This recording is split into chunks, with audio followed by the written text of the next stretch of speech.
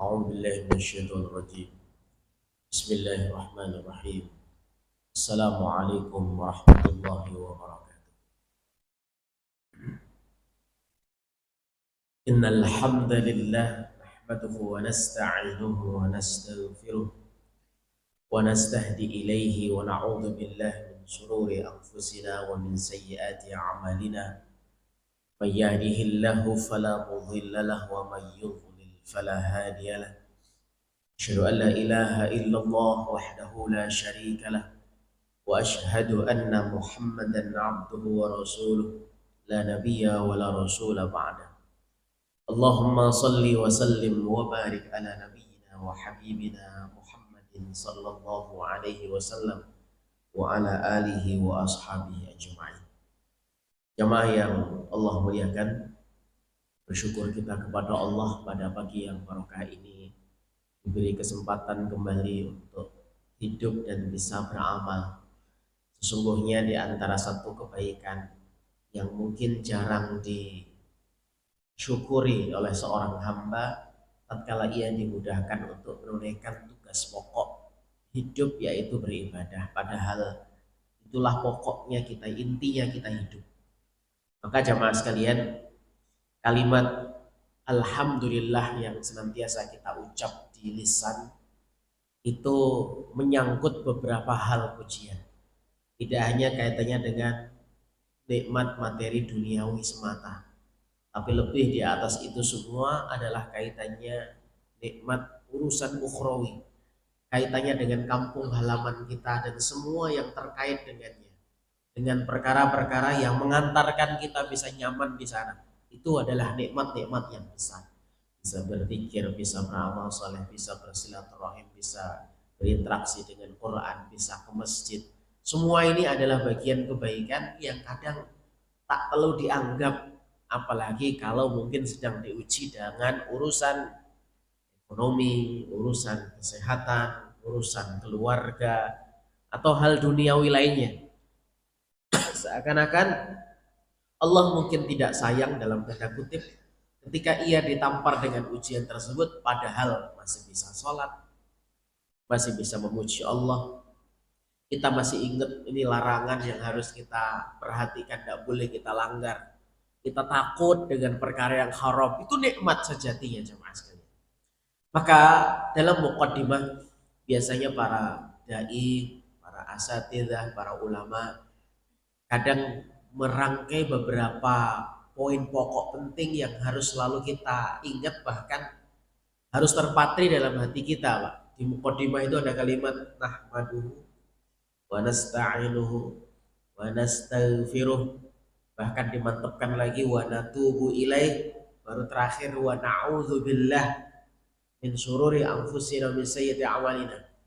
Ini poin penting, Pak. Sebenarnya 4, karena nastaghfiruh dan natubu ilaih sama, hanya mungkin karena sangat urgennya dipertegas antara istighfar dan taubat secara umum.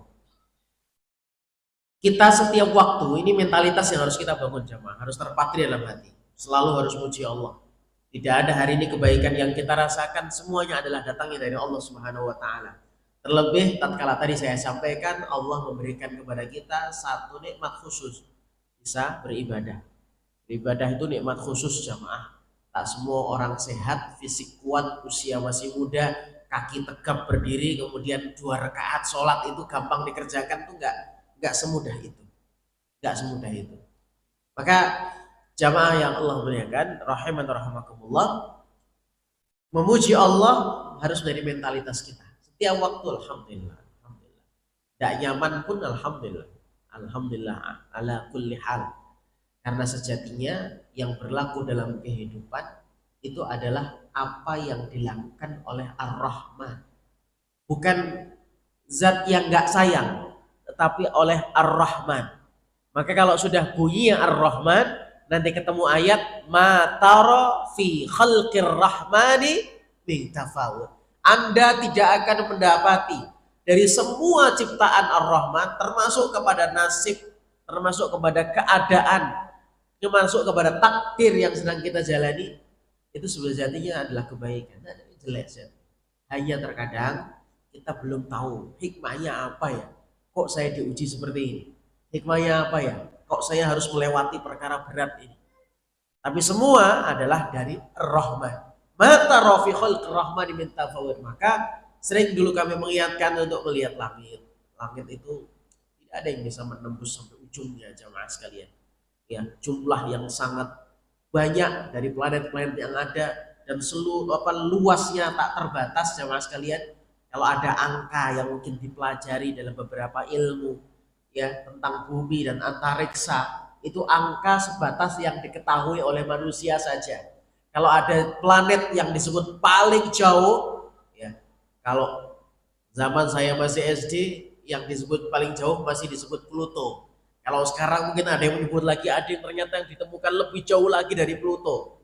Sama dulu barang paling kecil itu disebut apa namanya atom.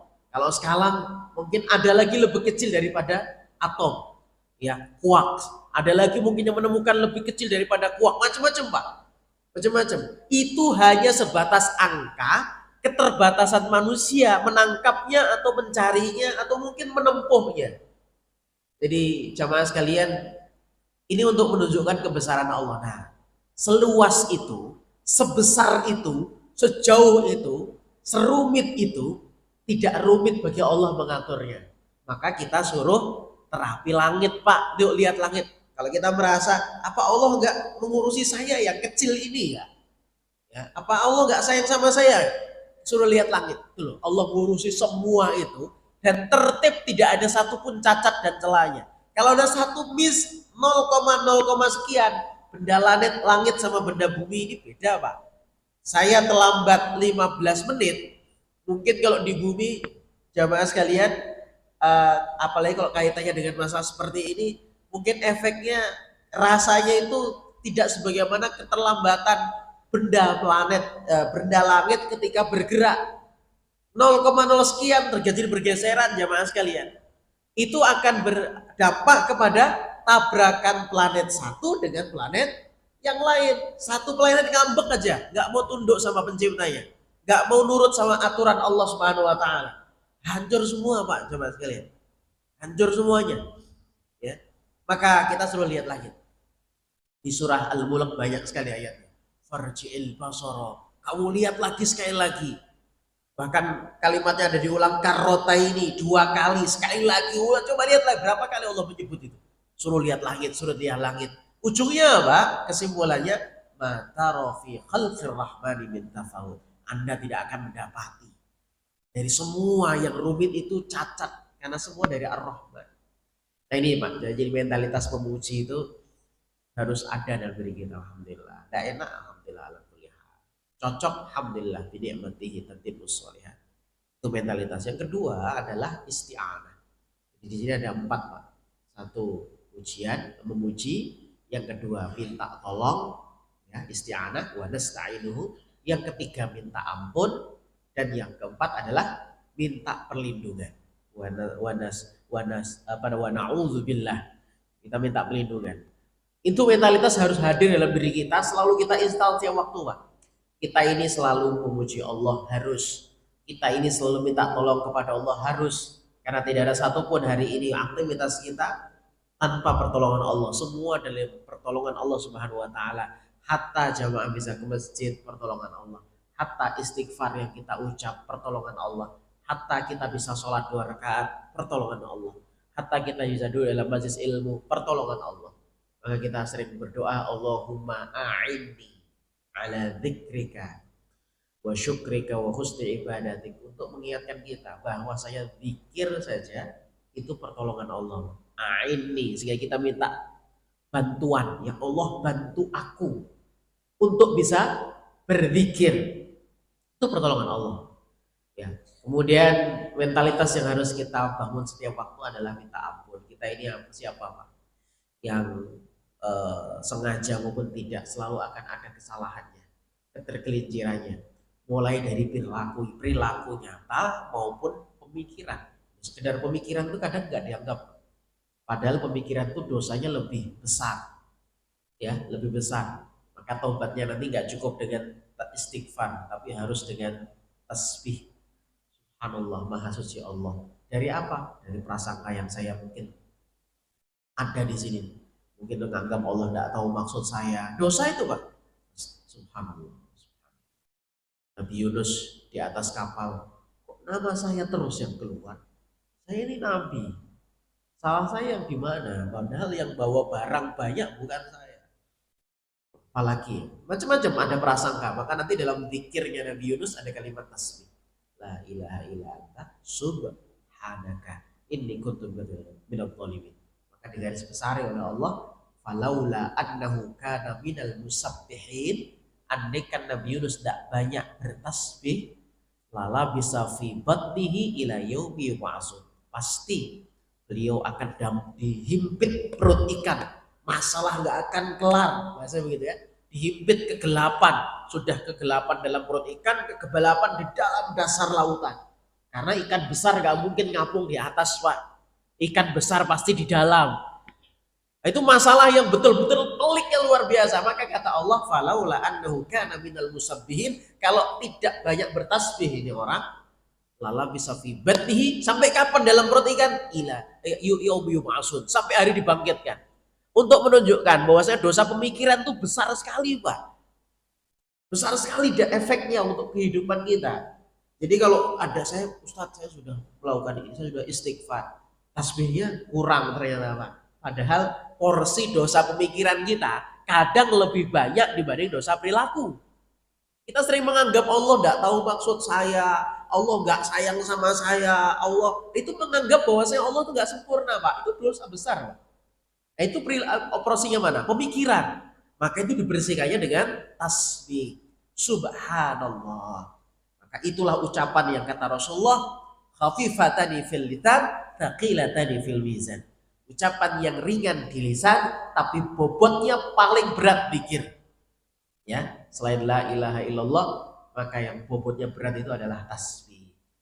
Subhanallah bihamdi, subhanallah bihamdihi, subhanallahil azim.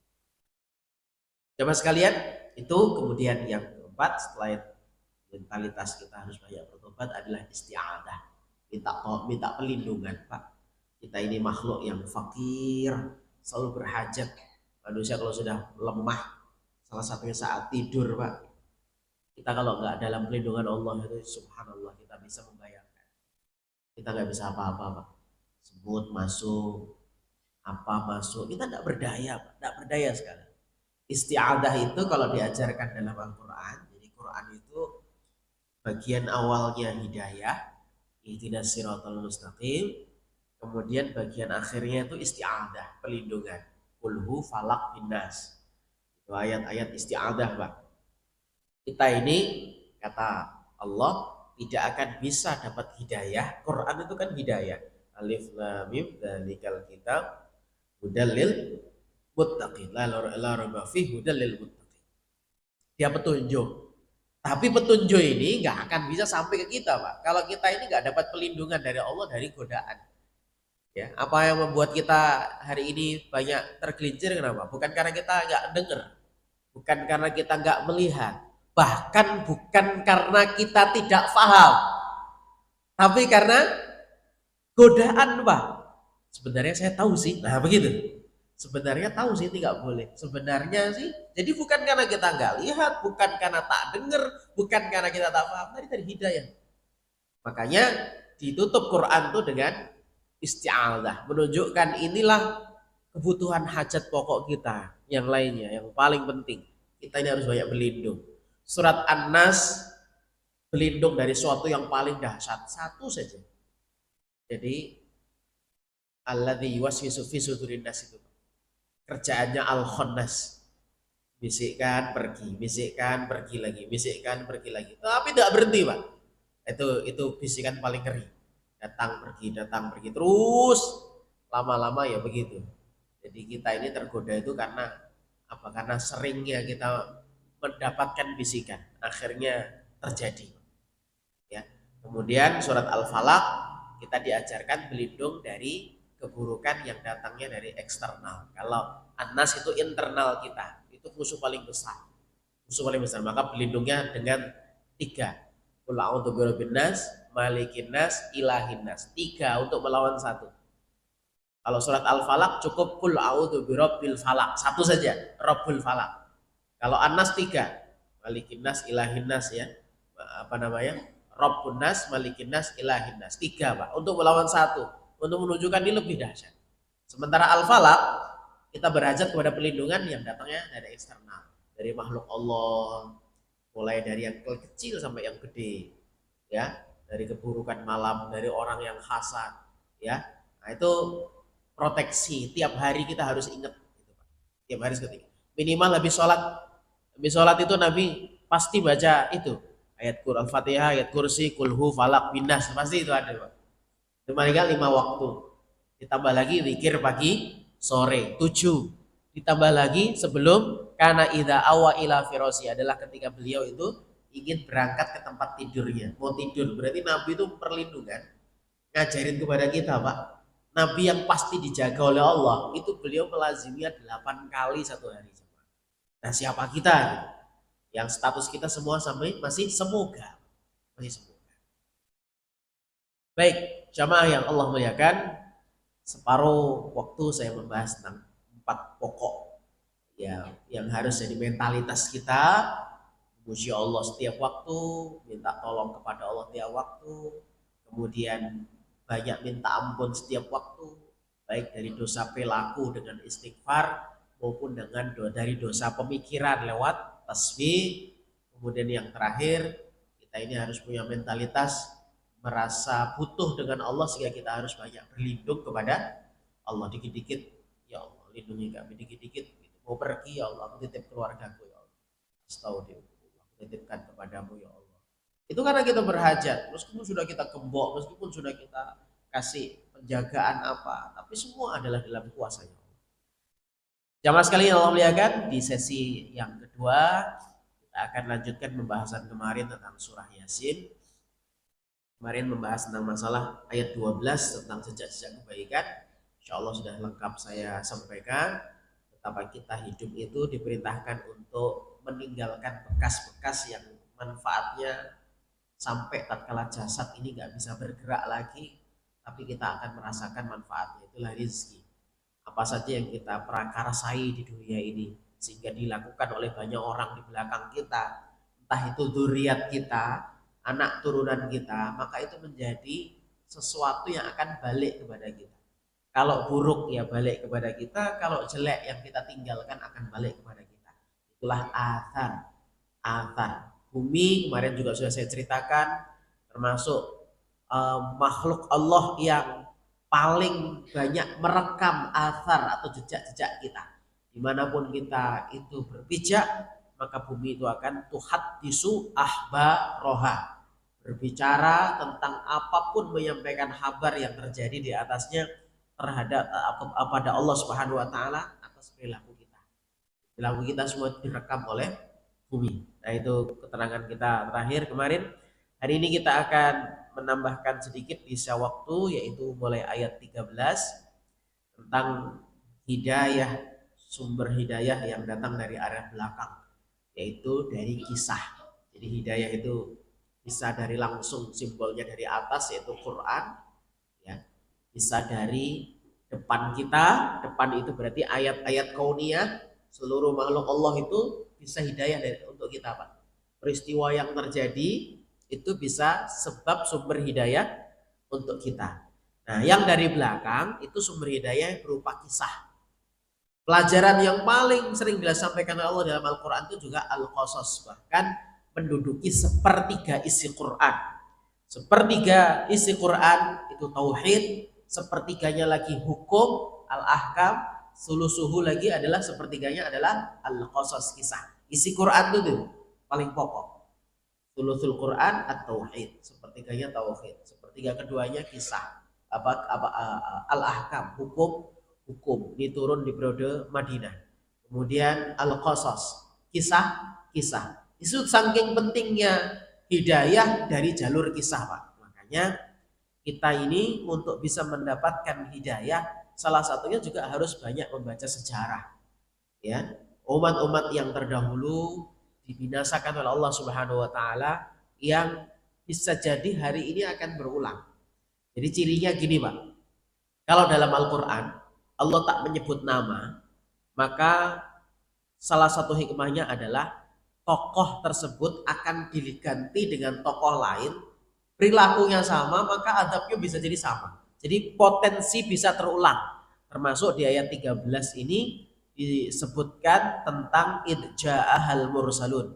Wadrib lahum mathalan ashabal qaryati idja'ahal mursalun. Ini kisah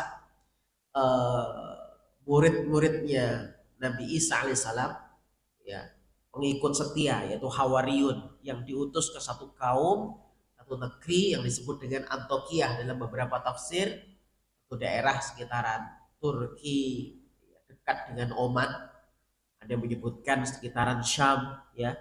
Ya biasa Pak, para pakar sejarah itu kalau berselisih tentang masalah tempat, waktu, jumlah itu hal biasa. Tapi ini Antioquia karena merupakan daerah yang juga menjadi lahan dakwahnya Nabi Isa alaihissalam.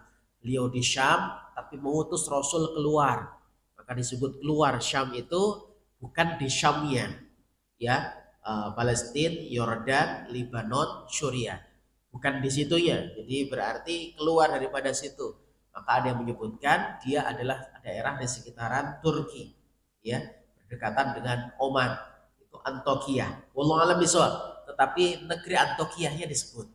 Nah, kenapa dalam Al-Quran tidak disebut detail seperti ini kecuali dalam hadis ataupun riwayat? Baik Rasulnya, siapa nama Rasulnya? Macam-macam dong, jemaah sekalian namanya.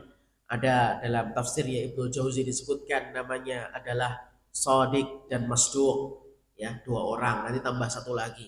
Dalam tafsir lain disebutkan adalah Sam'un, ya, Sam'un, kalau dia bisa namanya Samson gitu Pak, ya.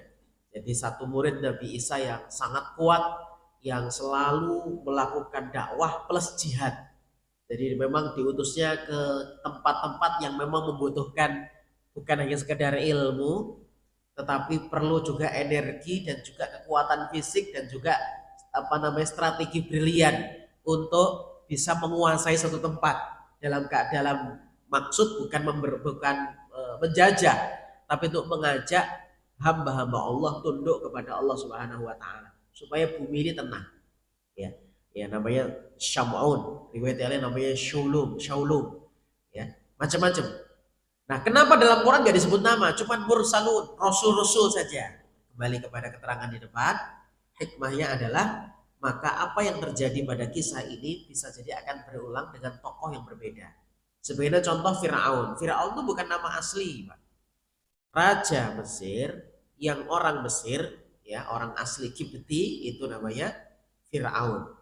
Kalau bukan orang Kipti, julukannya Malik, raja. Makanya nanti jamaah kalau membaca kisah Raja Mesir di masa Nabi Yusuf sudah di Mesir, pada akhirnya menjadi pejabat di Mesir. Berbeda dengan Raja Mesir yang hidup pada masa Nabi Musa alaihis. Pada masa Nabi Musa sering viralnya ya Fir'aun. Fa'atba'ahu Fir'aun wa junuduhu baghyaw wa adwa. Fir'aun tuh mengejar rombongan Nabi Musa yang kecil dengan sangat emosi tinggi. Itu ngejarnya itu kayak ngejar apa gitu Pak. Ya, laju sekali Pak ngejarnya. Baghyaw wa adwa. Nah disebut di situ Fir'aun. Hanya ayat yang menyebutkan namanya Fir'aun. Tapi kalau di masa Nabi Yusuf sebutnya bukan Malik. Bukan Fir'aun tapi Malik. Nah, kenapa? Karena di masa Nabi Yusuf rajanya bukan asli Mesir.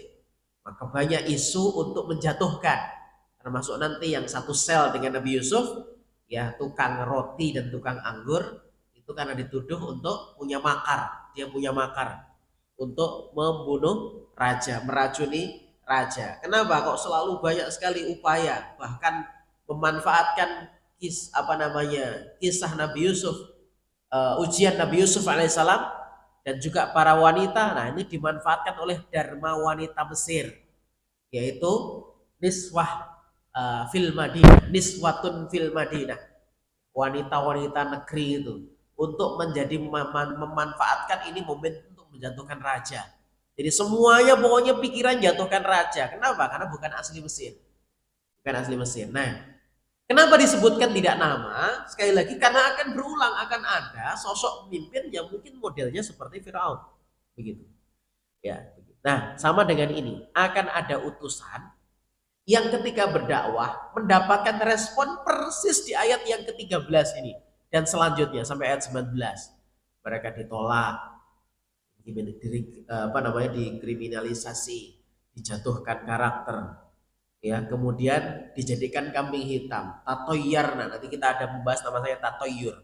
Tatoyur itu dari kata toir. Toir itu artinya burung, Pak. Jadi dahulu orang itu sering mengaitkan kesialan itu dengan makhluk-makhluk atau peristiwa-peristiwa yang ada di sekitarnya. Jadi burung dilepas, kalau ke kanan atau ke kiri. Kalau ke kanan saya bisa berangkat ini, kalau ke kiri saya gagal, nggak jadi safar. Jadi mereka tuh menggantungkannya begitu, tatuyur, Pak, nggak boleh. Ini kesialan, oh gara-gara Anda ini, makanya gara-gara ini, gara-gara itu gitu, Pak. Itu tatuyur. Nah, itu dikaitkan dengan toir, burung, tradisi orang-orang Arab terdahulu. Nah, mereka nanti juga akan menganggap seperti itu. Kami hari ini itu nggak panen, bangkrut usaha, karena kalian Rasul itu datang ceramah aja kerjaannya. Jadi mereka jadikan kambing hitam. Sampai puncaknya ketika dialog sudah kalah, menjatuhkan karakter sudah mempan, kemudian menjelek-jelekkan bahkan menjadikan kambing hitam juga tidak mampu, tetap mereka berdakwah, ujungnya adalah kekerasan fisik. Nah, ini nanti akan semua berulang terjadi kepada siapapun orang yang statusnya sebagai Rasul. Bukan Rasulullah, Pak, tapi utusan itu disebut adalah penerusnya para Rasul yang menyampaikan dakwah. Itu pasti akan mendapatkan hal yang demikian. Kapan waktu terfitnah, terkadang juga akan mendapatkan hal yang gak nyaman.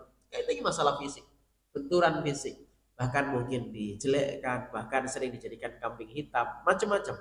Dan itu akan berulang terjadi pada setiap masa. Itu hikmah kenapa tidak disebut nama. Jamaah sekalian, ada hikmah menarik dari ayat 13 ini. Dengar kalimat wadrib. Wadrib lahum mathalan ashabal qaryah, dan buatlah bagi mereka satu perumpamaan mathalan ashabal qaryah, yaitu penduduk satu negeri, idza ja'ahal mursalun, ketika utusan-utusan datang kepada mereka.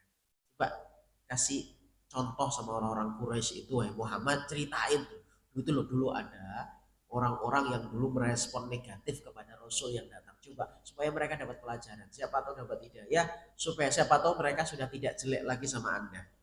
Ceritakan tentang ashabul qaryah gitu. Nah, menarik ya jamaah, kalimat buatlah perumpamaan atau ceritakanlah kepada mereka itu menggunakan kosakata idrib, kata kerja perintahnya, dari kata dzoroba yadribu. Dzoroba itu artinya memukul.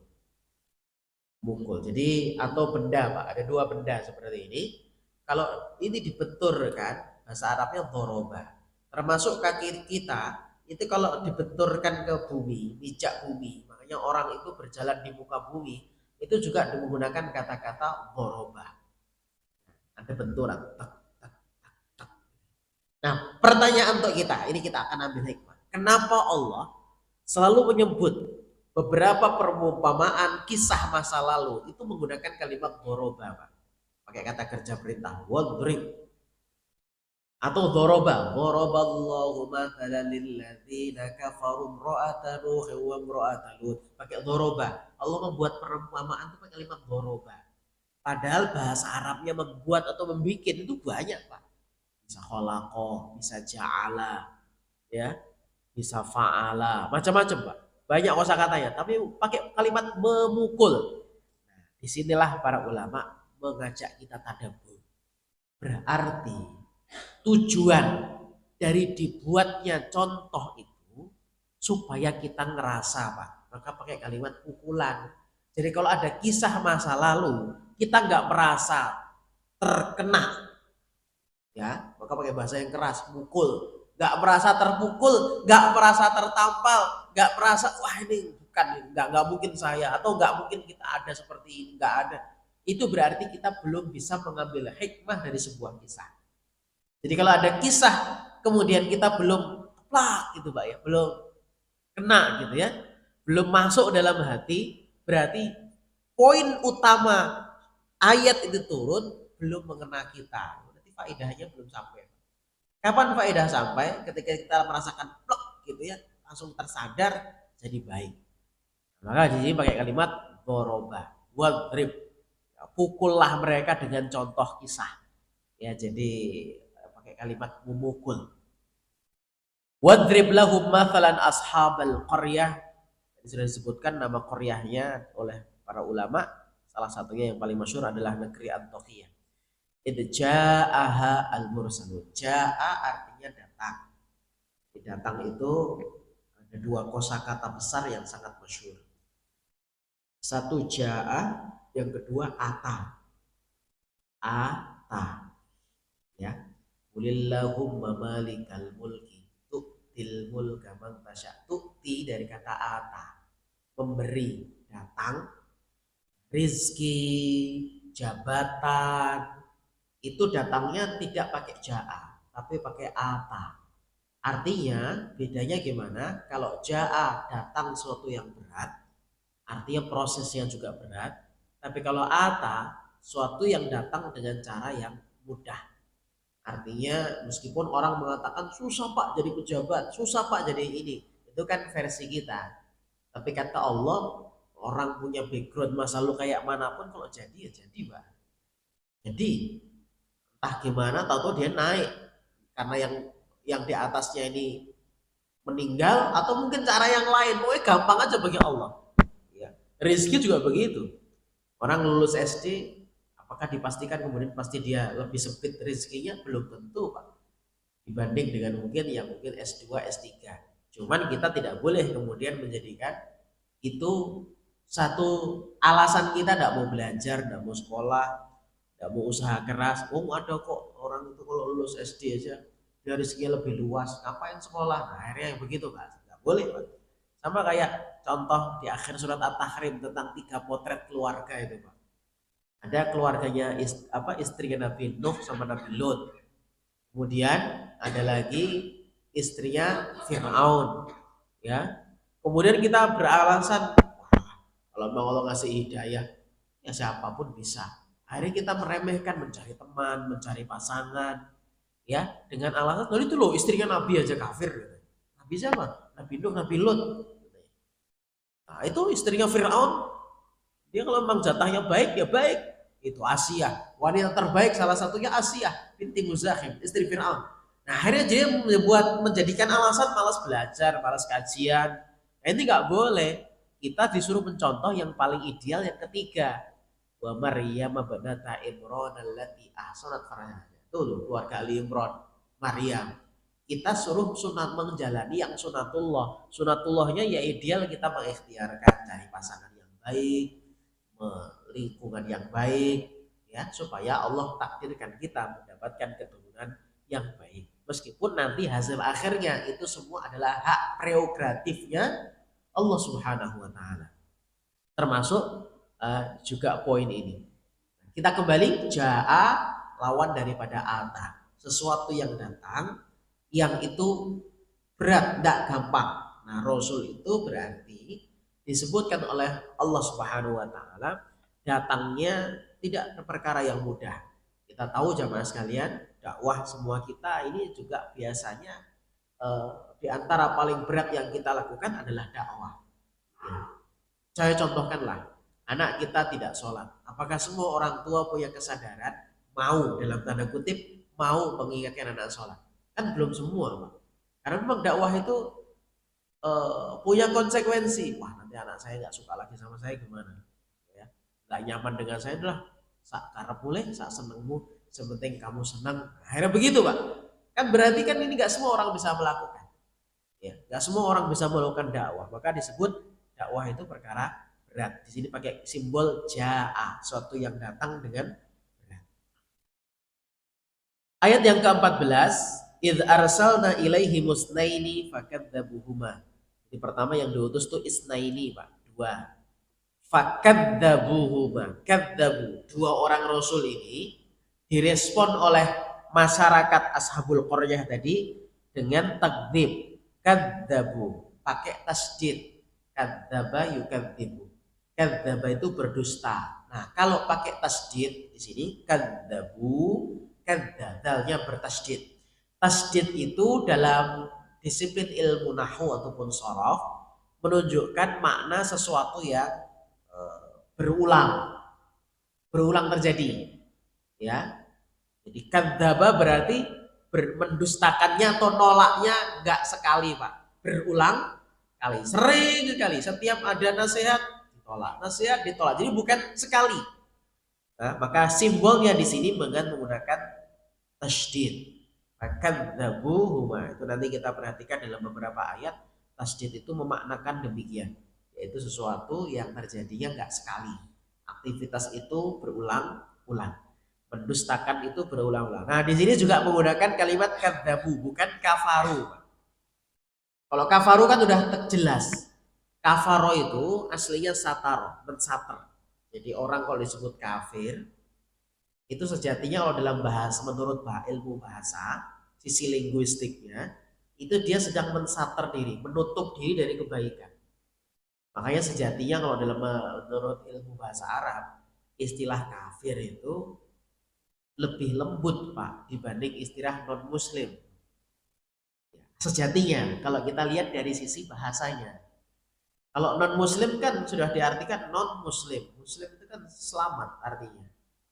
Ya, salah satu maknanya. Jadi non muslim tidak selamat, kan kasar sejatinya. Dibanding dengan kafir, orang yang sedang menutup diri, menutupi dirinya, mensater dirinya. Dah, ada sesuatu yang datang cahaya, seret langsung dihalangi, seret. Nah, itu dia disebut kafir. Dia menutup diri dari cahaya itu. Dah, itu saja. Ya. Ada nasihat datang, dia pokoknya menutup sudah. Nah, tapi kalau kadzaba itu lebih lebih dahsyat lagi jamaah. Dia dengar, dia tahu, dia paham. Sampai seperti itu. Kalau kafir itu pokoknya nolak aja, itu kafir, nolak aja. Dia nggak ngerti. Kalau tahu insya Allah dia syahadat, Pak. Cuman diwanti-wanti, kamu jangan deket-deket itu. Kamu jangan deket-deket ini ya. Nanti takutnya begini-begini. Memang sudah dikasih halangan, Pak, supaya nggak mengkaji. Nah, maka orang-orang yang kepo, punya kepo tingkat tinggi, Pak, mencari tahu, ujungnya masuk Islam. Ya, ujungnya masuk Islam. Minimal dia duduk di teras, duduk di mana? Di luar negeri seperti itu, Pak. Mereka ujuk-ujuk datang ke masjid, di teras-teras dengerin ceramah dan sebagainya. Ujungnya apa? Masuk Islam. Pokoknya yang punya kekepuan tinggi, ujungnya dapat hidayah, biasanya begitu. Biasanya begitu. Nah, mereka terkadang dihalangi itu, memang dikasih sater. Jangan ini, jangan baca itu. Ya. Kalau kita jamaah sekalian ya, asal sudah ada bentengnya dan memang untuk mengkaji nggak apa-apa baca kitab mereka. Saya pun di rumah ada seperti Injil pun ada, dan memang saya baca untuk kadang mengkanter dan kadang untuk membantah, kadang untuk melihat oh seperti apa sih isinya dan sebagainya. Ada pernah mengikuti beberapa kajian khusus membahas tentang masalah Injil saya. Ya. Nah itu jamaah sekalian yang Allah muliakan, rahiman rahimakumullah. Kufur itu seperti itu. Tapi kalau kadzabu, mendustakan, itu sampai dia ngeh, paham betul, Pak. Tapi ya tadi, apa kalau kita tanya, apa yang menjadikan sebab orang paling sering mendustakan? Nah, ini penting, Pak. Padahal dia mendustakan itu kan dia bukan karena nggak tahu, beda sama kafir. Kafir itu maunya adalah pokoknya saya nggak mau kalau itu, dah titik. Apakah sama nggak mau cari tahu atau nggak urus, saya nggak mau pahami itu, ya malah terpengaruh nanti saya. Nah, itu kafir. Tapi kalau kadzabu itu sampai paham, ini sebenarnya benar loh. Apa yang menjadikan sebab manusia itu sering mendustakan? Kalau dalam beberapa ayat jamaah sekalian saya mencontohkan salah satunya biasanya yang sering terjadi didapati adalah faktor al-kibr, kesombongan. Itu menutup kita dari hidayah, Pak. Ya, kesombongan itu memunculkan gengsi. Kalau sudah gengsi, kesombongan itu macam-macam, Pak. Ada yang faktornya harta. Oke. Yang menceramai hartanya lebih dikit. Bisa nggak itu bisa menjadikan diri gengsi? Menerima nasihat? Bisa. Apalagi umur akbaru sinnan, usianya lebih besar dibanding yang menasehati. Bisa nggak menjadikan orang itu punya proteksi dalam dirinya, padahal dia tahu itu yang disampaikan benar? Bisa. Apalagi tingkat sosial, pendidikan, ya itu inna bima ursiltum bihi kafirun. Apapun yang kamu sampaikan wahai para utusan, wes pokoknya kami tolak semua. Gitu intinya. Kalau sudah punya jurus kalimat pokoknya itu repot. Apalagi Pak, fanatisme. Nah, fanatisme itu juga bisa. Sebenarnya benar sih sebelah itu. Cuman sudah terlalu fanatik. Itu persis seperti orang-orang dahulu yang mereka itu punya fanatisme dengan tradisi nenek moyang. Pokoknya, awalau kana aba'uhum la ya'lamuna syai'a. Meskipun bapak kami itu tidak tahu apa-apa, walahum yahtadun, dan mereka nggak dapat hidayah. Pokoknya kami ikut. Wa idza qila lahum, kalau dikatakan kepada mereka, ittabi'u ma'u, ikutilah apa yang Allah turunkan ini. Mereka mengatakan hasbuna ma wajadna alaihi aba'ana. Cukuplah bagi kami mengikut apa bapak-bapak kami saja. Wis, meskipun mereka nggak ngerti apa-apa, meskipun mereka dulu nggak dapat hidayah, pokoknya kami tetap ngikut. Nah, menolak Pak. Padahal mereka tahu itu benar. Itu benar. Nah, itu juga bisa menjadi penghalang kita. Sudah tahu kenapa orang mendustakan itu beberapa unsurnya. Abu Lahab, jamaah sekalian, seperti itu. Ma'agna, sehingga Allah mengatakan ma'agna anhu maluhu wa ma kasab. Itu yang kamu banggakan, yang kamu anggap bisa menyelamatkan kamu di akhirat. Enggak bisa. Kenapa? Marahnya Abu Lahab ketika dikumpulkan Rasulullah dan hanya membahas tentang masalah akhirat, Pak. Nanti aku ingatkan kalian dengan adanya hari pembalasan, adanya hisab. Alihada jama'atana tabban laka ya Muhammad, alihada jama'atana. Celaka engkau hai Muhammad. Apakah hanya dengan urusan ini engkau mengumpulkan kami? Celaka engkau hai Muhammad. Itu karena masalah ini, Pak.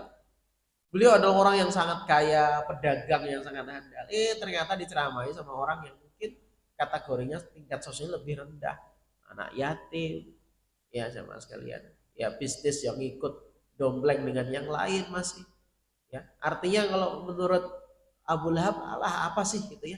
Diremehkan, Pak. Nah, itu hati-hati. Maka itu nasihat buat kita sama-sama. Kalau Allah titipkan kepada kita dunia, baik itu harta, atau mungkin kita menjadi seorang yang diberi amanah jabatan, atau mungkin tingkat sosial kita lebih di atas dibanding yang lainnya. Maka ujian kita di zona nyaman adalah mendustakan kebaikan. Bukan kufur, Pak, tapi mendustakan kebenaran. Kenapa?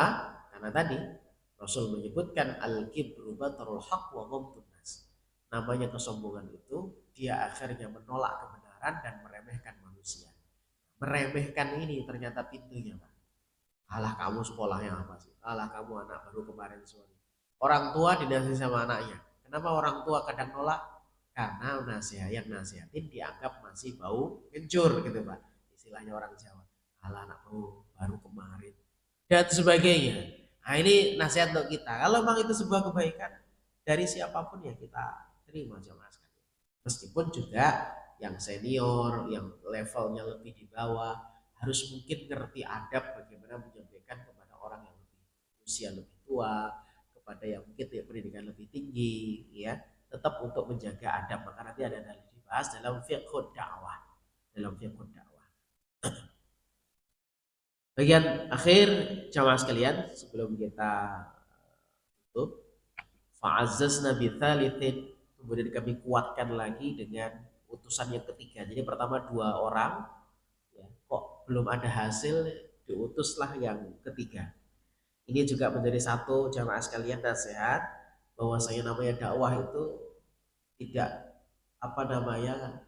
gampang harus diberhentikan, Pak. Harus dilakukan dulu apa ya sebabnya ini kok tidak berhasil, mungkin lewat ini ikhtiar berikutnya. Jadi gini Pak, setiap orang itu punya karakter, setiap dai itu punya karakter dan memang harus dicoba. Saya pernah bertugas dulu jamaah sekalian di daerah Kota Baru, Kalimantan Selatan, di Pulau Laut. Sebelumnya sudah datang dari pondok ini, dari pondok ini.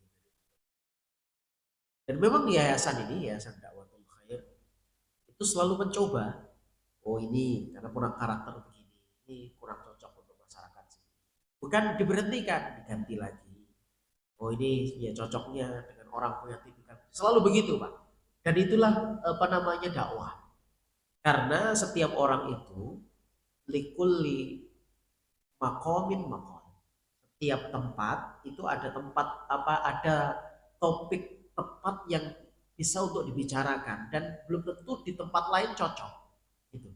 Sama juga setiap orang. Setiap orang terkadang bisa cocok di tempat yang lain, tidak cocok di mad'u atau audiens yang lain. Gaya kita sama juga. Kenapa kita juga nggak hanya satu guru atau satu ustaz. Karena setiap pasti punya kelebihan dan kekurangan masing-masing. Tetapi harus kita cari terus, Pak. Karena ini kita mencari sesuatu yang sangat penting, yaitu hidayah. Nggak bisa dengan alasan, nggak enak terangkannya, akhirnya kita malas belajar. Ya nggak boleh, Pak. Apa ya, supaya kita tertarik dengan Quran ini gimana ya? Oh, kalau ustadz ini, kalau guru ini, kalau ini, oh ini kayaknya lebih memudahkan saya untuk memahami. Ya kita mencari terus, Pak. Ini Rasul. Rasul itu kemudian nggak bisa dua diutus lagi dengan ini. Ternyata yang terakhir inilah justru, nah ini kalau ini kisah orang-orang yang mendustakan memang, hikmahnya memang begitu. Justru yang ketiga inilah mereka semakin memberikan tekanan yang sangat kuat. Kenapa? Jadi orang kalau sudah sombong itu Pak, semakin datangkan kebaikan, semakin marah dia Pak. Ya, jadi orang kalau sudah kadung malu, dihadapkan dengan fakta nyata, itu membuat dia tambah malu. Ujungnya apa Pak? Berontak. Maka ini nasihat untuk kita jamaah sekalian, kaitannya juga dengan metodologi dakwah. Setiap orang itu menolak sebuah kebaikan kebenaran, jangan langsung kita simpulkan mereka nggak paham, mereka nggak tahu, ya bisa jadi mungkin waktunya atau orangnya atau caranya, sehingga inilah yang harus selalu apa namanya kita perbaiki, selalu kita perbaiki. Biasanya apalagi kalau di depan umum, penasihati ya di depan umum, ada orang yang awalnya atronya terima Pak, gara-gara di depan umum nolak dia Pak, semakin malu dia, semakin gengsi. Nah itu juga pelajaran untuk kita bersama, suami sama istri. Suaminya punya jabatan, istrinya menasihati suaminya di depan orang lain. Wah ini sudah tahu itu benar Pak, suaminya itu sudah tahu kalau nasihat istrinya benar. Tapi kalau cara dan waktunya, tempatnya tidak tepat, bisa bahaya. Malah orang bisa menjauh dari kebaikan. Ya. Nah itu juga perlu catatan untuk kita perhatikan. Meskipun benar, ada metodologi. Maka dalam kaidah dakwah ada istilah begini. At-thoriqatu ahammu minal madah. Thoriqah itu jalan atau metodologi. Ternyata harus lebih kita perhatikan dibanding isi topiknya. Bukan berarti topik itu nggak penting. Materi nggak penting. Cuman cara kita mengantarkan topik itu harus lebih serius diperhatikan. Karena banyak hari ini seorang itu kemudian ditolak bukan karena isinya salah Pak. Kayak ada cincin berlian lempar di muka, pakai onsono. Itu juga fatal akibatnya. Padahal hidayah itu hal yang sangat baik, sejuk, indah. Tapi karena kita kemudian tidak memahaminya, akhirnya tidak sampai dengan baik ke hati manusia. Sampai ayat ke-14 ya mas sekalian, pelajaran yang kita ambil, insya Allah kita lanjut berikutnya. Ayat ke-15, 16 masih dalam tadabbur surah Yasin, untuk kita bisa mengambil hikmah dan pelajaran, sehingga kalau membacanya nanti surah Yasin mungkin bisa ada rasa yang berbeda karena kita minimal memahami satu persatu isi daripada ayat-ayat yang kita baca. Barakallahu fikum. Di akhir kajian saya mendoakan siapapun kita yang hari ini mendapatkan ujian dan kesabaran, siapapun hari ini dapat kesulitan diberikan jalan keluar oleh Allah Subhanahu wa taala.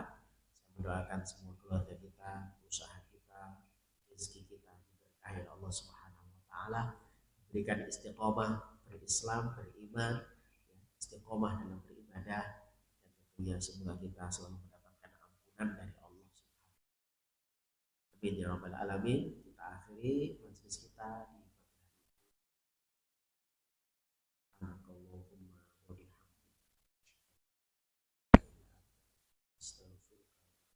Baik, mohon maaf lah